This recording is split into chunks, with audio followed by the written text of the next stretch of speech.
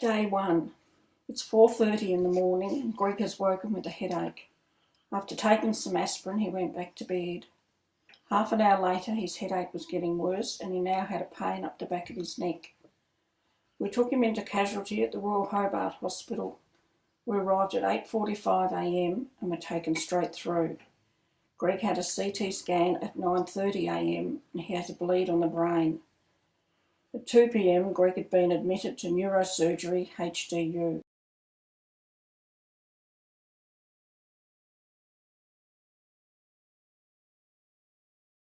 Day 3.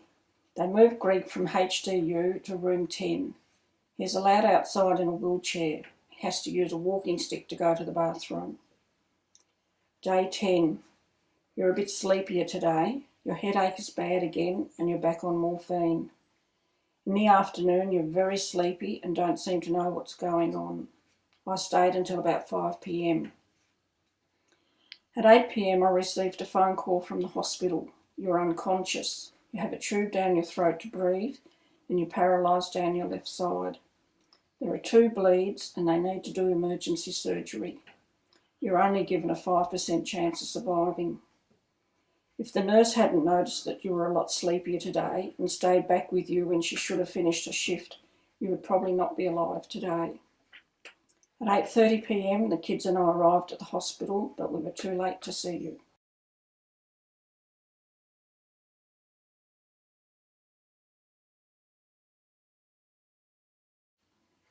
Day 11. It's midnight and you're finally out of surgery. They've taken you to ICU. We wait until 3:30am to see you. You're on a respirator and sedated and have 4 drips. They had to remove a piece of skull to allow for swelling. They haven't taken all of the clot and there's still no movement on your left side and your right eye will not open. 10am. We've just come back into the hospital. There's still no change. 12pm. Still no change. 4pm. You're responding to your right foot being touched. You can open your left eye when asked and you're starting to breathe on your own.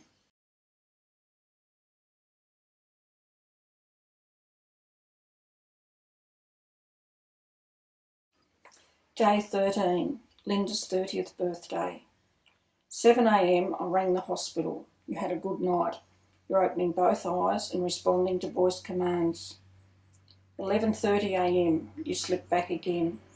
Had another CT scan and there is another bleed and you need to go back to surgery again at 2:15. 5:15pm, you're out of surgery. 6:30pm, the surgeon spoke to me and the kids. You have permanent brain damage, your right eye is affected and your left side of your body will always be weaker.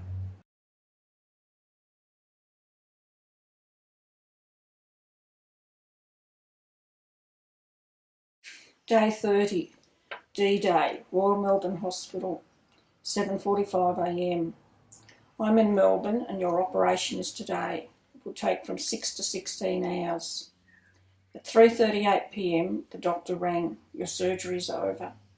You're moving your arms and legs and opening one eye. At 4:45pm, Nick and I saw you and your beard's gone. They've replaced the bone in your skull, plus you now have some mesh as well. They've taken out the vein that caused the bleed and about 90% of the clots. You look really good, but very tired.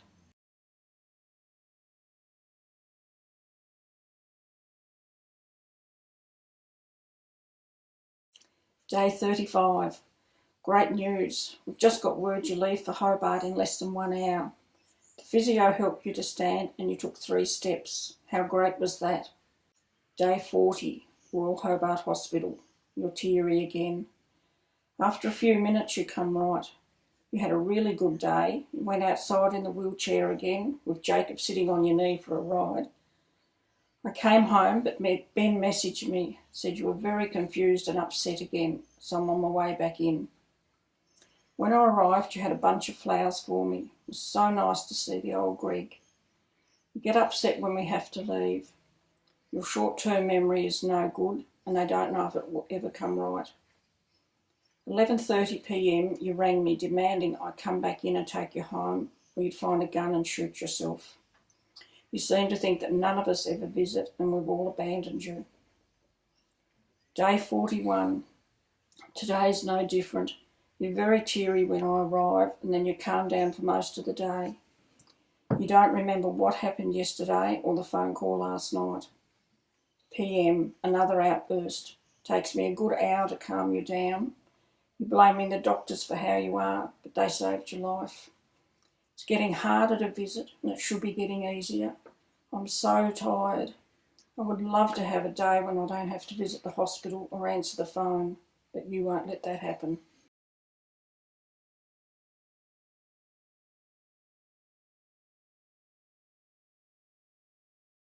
Day 48. 2 phone calls from you this morning, 6:30am and 8:15am, wanting to know when I was coming in. You're very agitated again, very abusive and teary. Day 49. Today I talked to another doctor. We can see you going backwards, but the doctor seems to think you're making progress. They've started you on an antidepressant pill. Hopefully we'll see some results.